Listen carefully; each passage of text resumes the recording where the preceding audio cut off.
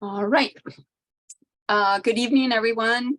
Uh, so glad you could be with us tonight to learn about providing public comments on the APS rate case at the Arizona Corporation Commission.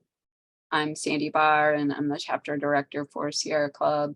And also here is Anna Gorla, our energy and public lands coordinator. And she'll be helping with putting links in the chat and also available at the end to help with questions. So with that, let's go ahead and get started. I thought I would just tell you a little bit about myself first. I use she, her pronouns. I live here in Phoenix on Acapulco, O'odham, and Peaposh lands. I grew up in northern Michigan on traditional Ottawa lands, but I've been here most of my life. I love the Sonoran Desert, and I've worked for Sierra Club for 25 years and have worked on clean energy and climate for pretty much all of that time.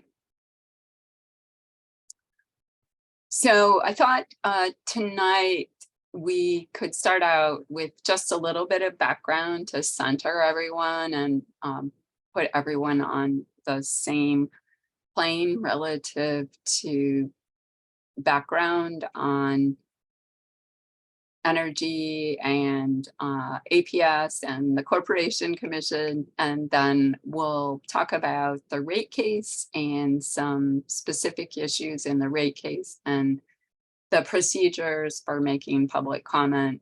So hopefully you will feel a lot more comfortable providing public comment at the Corporation Commission. I think it can come across as a bit wonky sometimes, and some people, it can seem a little bit intimidating. I know it was to me when I first went there because I didn't know what they were talking about.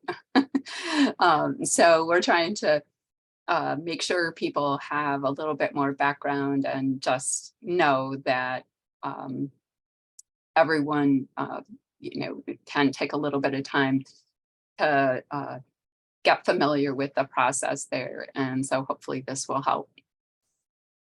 This slide is just indicates, some of the various forums where energy decisions are made in the state. As I said, tonight we're going to talk about the Arizona Corporation Commission, but Salt River Project, the legislature, Congress, the governor's office, and cities and counties also engage in energy policy making.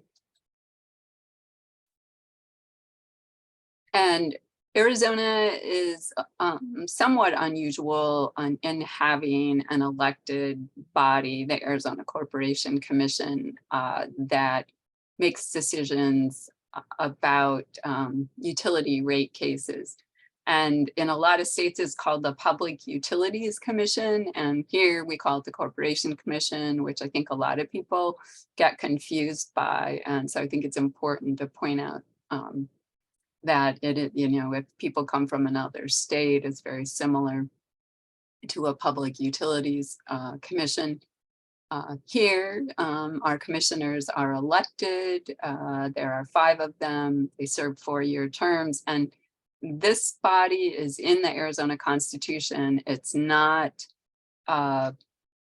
in statute, so it's like another branch of government, like a 4th branch of government. You have the legislative, the executive, the judicial, and then in Arizona we have the Corporation Commission. And the Corporation Commission is responsible for service and rates that are charged by utilities. It regulates 14 electric utilities. It does not regulate Salt River Project, and that is something that is often confusing for people too. But SRP has kind of a unique structure in Arizona and is not regulated by the Arizona Corporation Commission. And the commission approves or denies all kinds of utility actions and can establish rules for utilities. And that's just the section of the Constitution, Article 15 rather, where the commission authority is established relative to rate making, which is what we're talking about tonight. And because it's in the Constitution, the commission has sole and exclusive rate making power.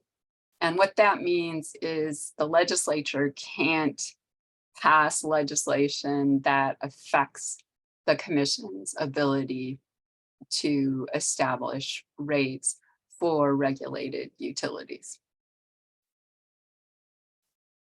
And it's responsible for a bunch of other things as well: securities regulation, pipeline safety, incorporation of businesses, and it regulates small or generally small private water companies, but actually pretty large ones now as well. All right, so let's talk a little bit about the ACC public comment sessions. Generally speaking, there you can comment in two ways, either via the phone or by showing up in person. And for the public comment sessions that that we're talking about, you don't have to register ahead of time. But for other public comment at the ACC, you now have to register the day before.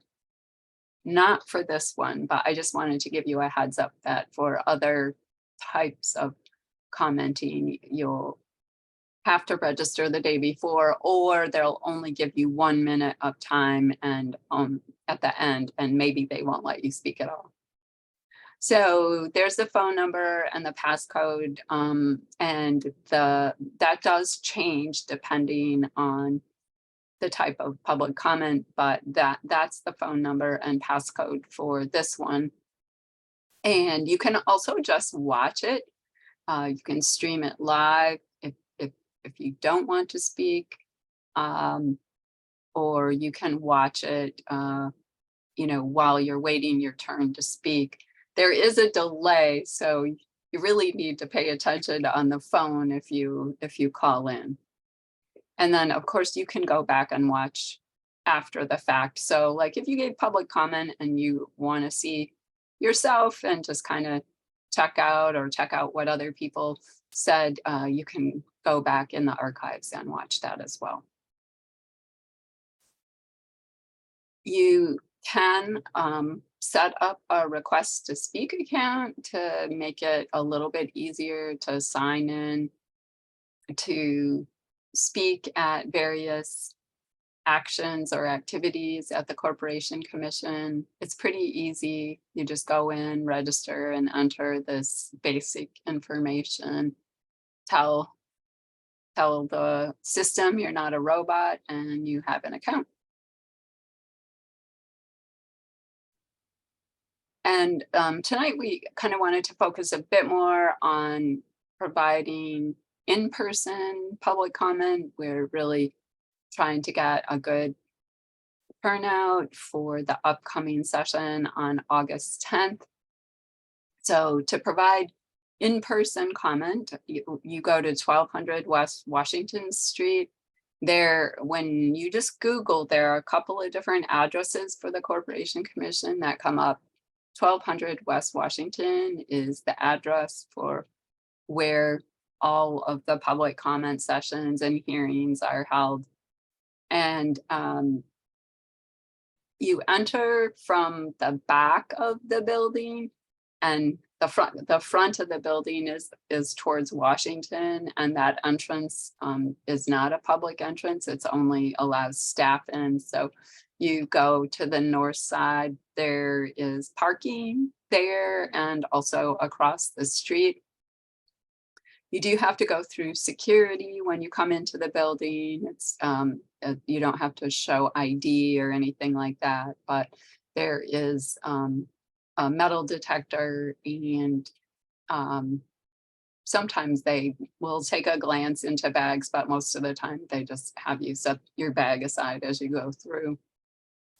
Um, this public comment session is before an administrative law judge. It's not the commission directly taking public comment. The administrative law judge is presiding, but there may be commissioners there.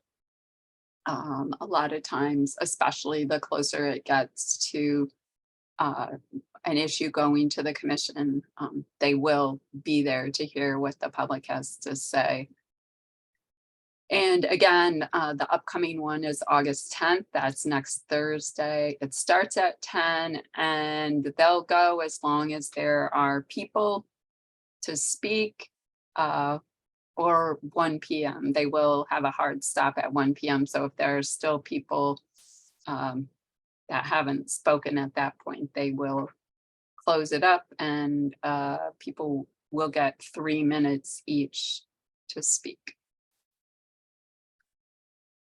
This just gives you a little, if you haven't been to the commission, gives you a little bit of an idea of what it looks like inside the hearing room. Up here is where the commissioners sit.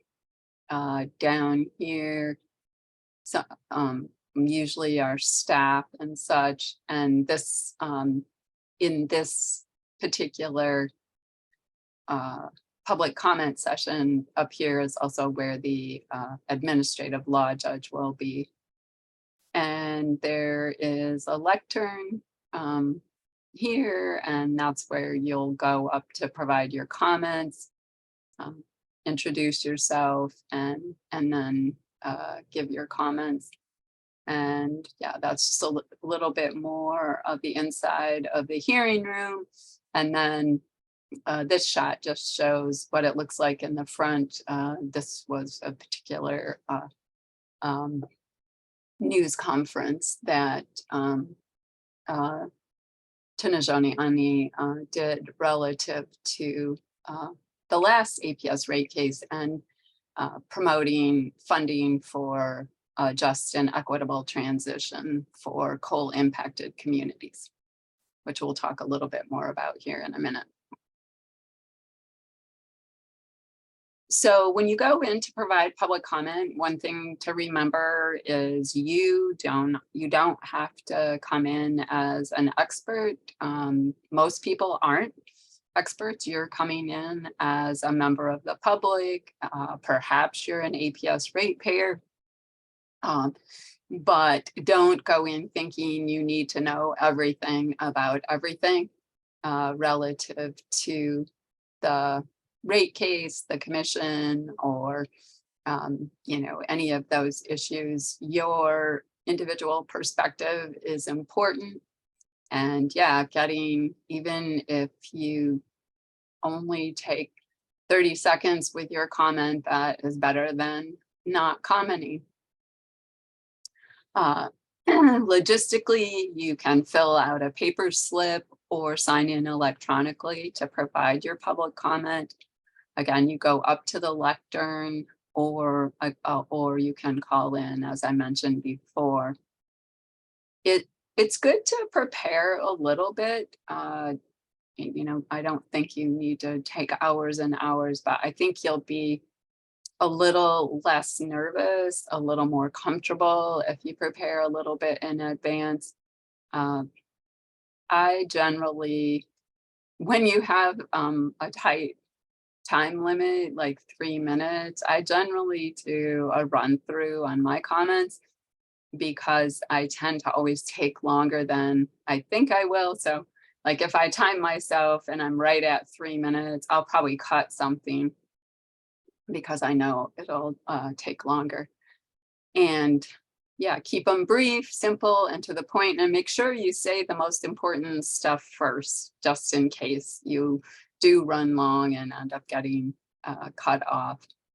It's good practice to thank the administrative law judge, the person presiding, and if there are any commissioners present, acknowledge them as well and thank them for listening to your comments.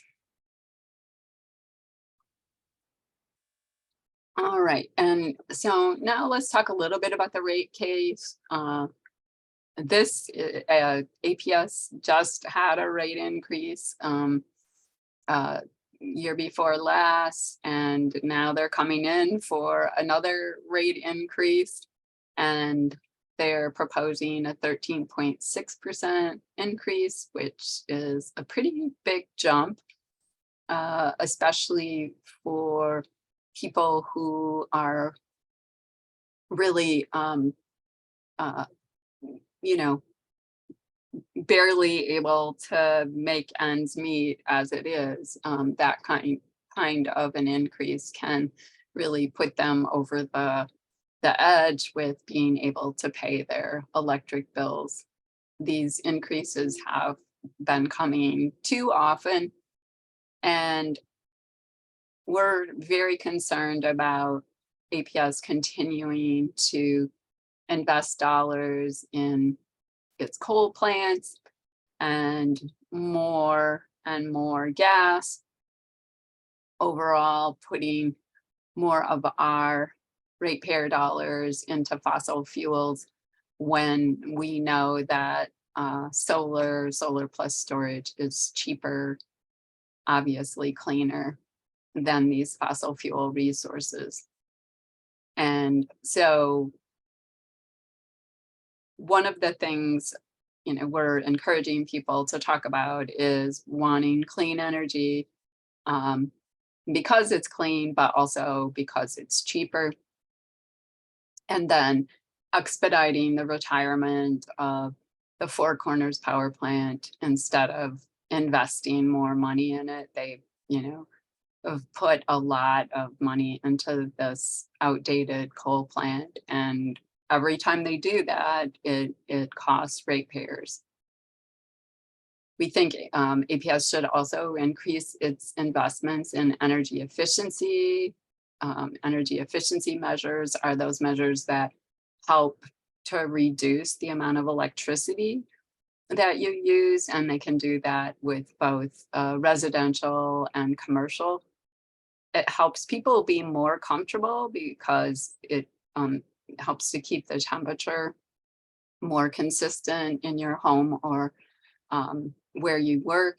And it also reduces customer bills, which is really important.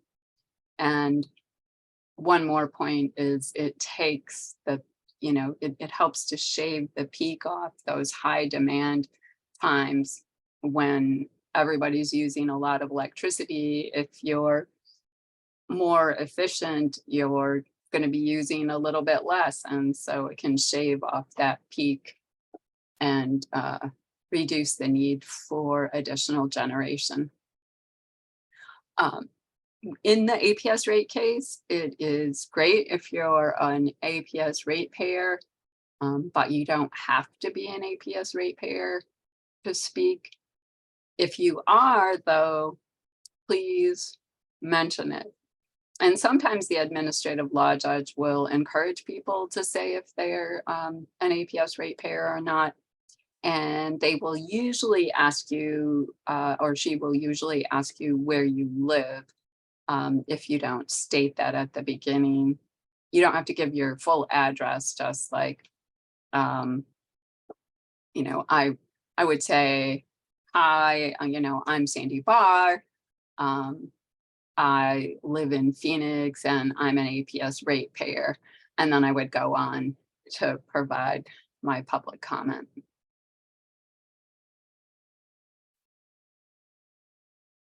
In addition to kind of those, logistics of, or those talking points relative to the rate case, um, it's important that people tell their story. When I think the most compelling public comments are when people really talk about why they care, how something affects them.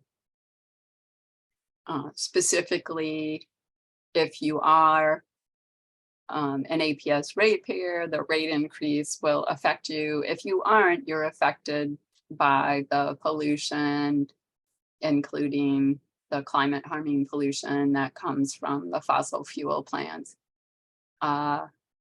If you have particular background you want to mention, sometimes people mention like if they're a teacher or um, uh, a firefighter or a veteran at the last or at the comment session in early June, there were a number of veterans who spoke and they mentioned that they were veterans.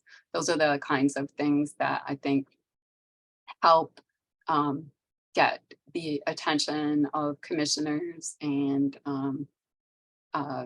you know, help bolster your comments. So if you have anything in particular that you think would help to do that, please mention it. You can mention how long you've lived in Arizona, you're lived here your whole life, or,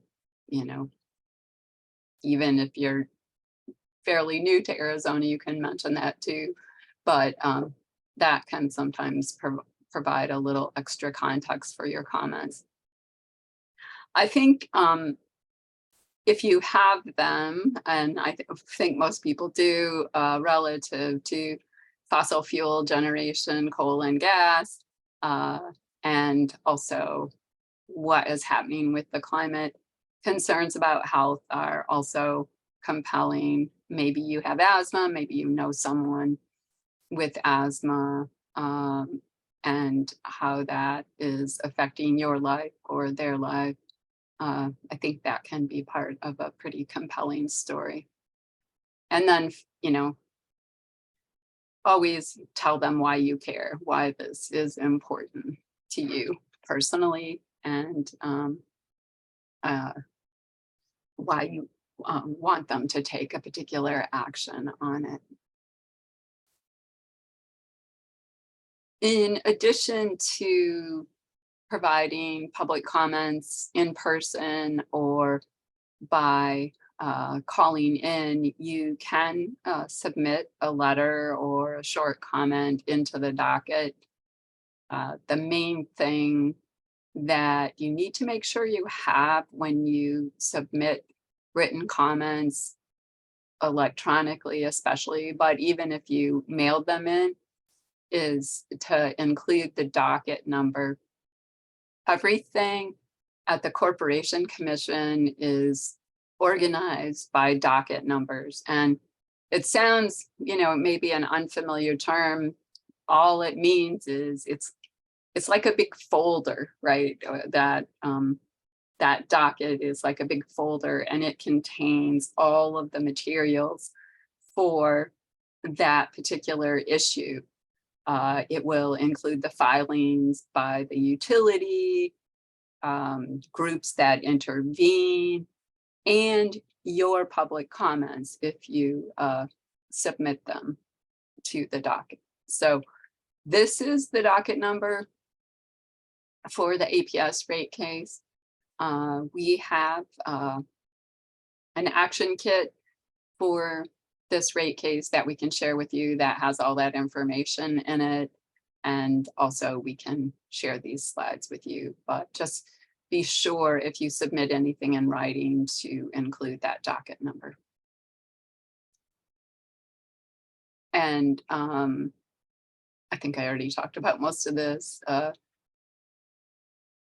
Note, yeah, just the same as with your oral comments. Note if you're an APS customer or ratepayer, and yeah, what your position is. You can send emails to commissioners as well. And all their contact information is on the commission's website, but I also put it in here. You can call their offices if you have questions about issues. You should, in most cases, get a call back, but they may bounce your question to a staff person as well. All right, I think with that, we're ready to jump into questions, I think I'll just wrap up by saying again, if you're nervous about speaking at the commission, providing public comment, please know that you're not alone. Everyone is, gets nervous, and it it's it's really compelling and can make a big difference to have significant public comment on these issues, so they know that people care and are paying attention. And so I hope you will take the opportunity to do it. And the saying about speaking up, even if your voice shakes, I think is really important. Um, there's lots of support for you from our various organizations, Sierra Club, CHISPA, Poder Latinx, and others that are working on this rate case. And we're happy to help you with your comments ahead of time and any kind of follow-up. So again, just want to encourage you to go ahead and speak up on this important issue. Thanks so much, and we'll go ahead and move into questions now. And I am going to also stop recording.